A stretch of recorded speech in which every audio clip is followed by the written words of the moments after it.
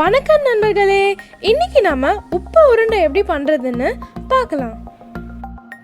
இட்லி அரிசி இல்லாட்டி சாப்பாடு அரிசி ஒரு 3-4 மணி நேரம் ஊற வச்சு எடுத்துக்கோங்க.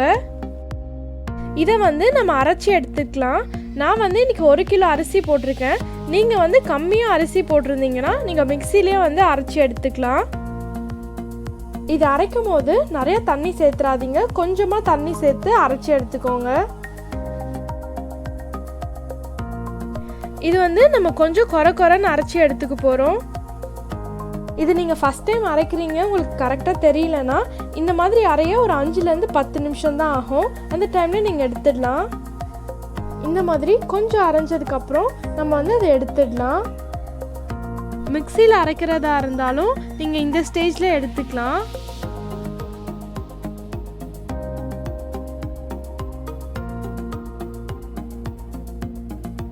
அடுத்து நம்ம இதை தாளித்து எடுத்துக்க போகிறோம். அதுக்கு இந்த மாதிரி ஒரு கடாய் வச்சுக்கலாம். அதில் 2 ஸ்பூன் எண்ணெய் சேர்த்துக்கோங்க.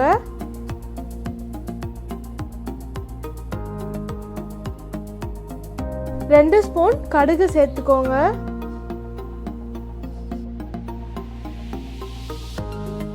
1 ஸ்பூன் சீரகம் சேர்த்துக்கோங்க. 2 ஸ்பூன் உளுந்தம்பருப்பு சேர்த்துக்கோங்க. 2 ஸ்பூன் கடலை பருப்பு சேர்த்துக்கோங்க. இந்த பருப்பு ரெண்டுமே நல்லா கலர் மாறணும். காஞ்ச மிளகாய் ஒரு 10 மிளகாய் சேர்த்துக்கலாம்.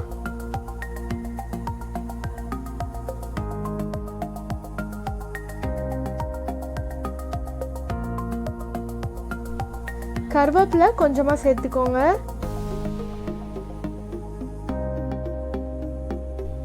பெருங்காயம் கொஞ்சம் சேர்த்துக்கலாம்.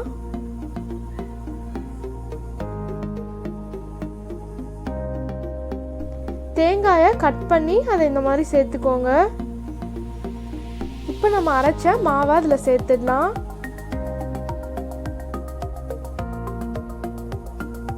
சேர்த்துட்டு இதை நல்லா கலந்து எடுத்துக்கோங்க.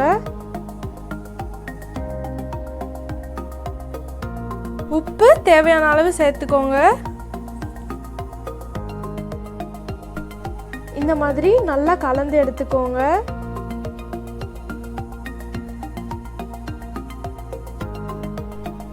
இப்போ நம்ம இட்லி பாத்திரத்தில் ஆவி கட்டி எடுத்துக்கலாம். இந்த மாதிரி இட்லி தட்டு வச்சு அதுக்கு மேலே துணி போட்டுக்கலாம். துணி இல்லாட்டி நீங்கள் வாழை இலை கூட நீங்கள் அதில் போட்டுக்கலாம்.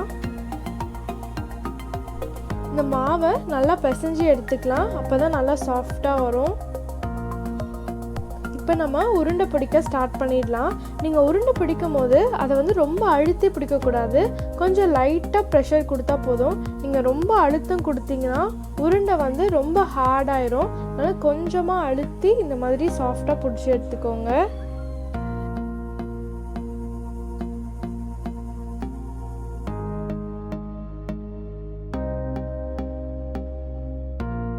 நம்ம பிடிக்கிற கொஞ்சம் உருண்டையை நம்ம இட்லி பாத்திரத்தில் வச்சுட்டே வரலாம்.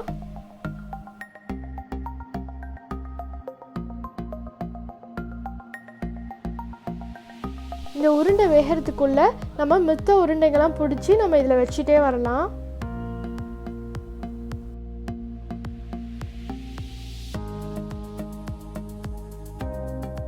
இந்த மாதிரி எல்லா உருண்டையும் பிடிச்சி இதில் வச்சிடலாம்.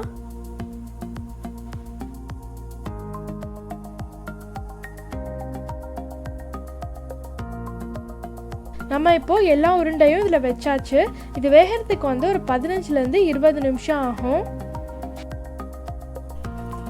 அவ்வளோதான், நம்மளோட உப்பு உருண்டை இன்னைக்கு ரொம்ப சூப்பராக ரெடி ஆயிடுச்சு. இந்த வீடியோ உங்களுக்கு பிடிச்சிருந்துச்சா லைக் பண்ணுங்கள், ஷேர் பண்ணுங்கள், கமெண்ட் பண்ணுங்கள். ஒரு நிமிஷம் சப்ஸ்கிரைப் பண்ண மறந்துடாதீங்க. நன்றி நண்பர்களே. தேங்க்யூ ஃபார் வாட்சிங்.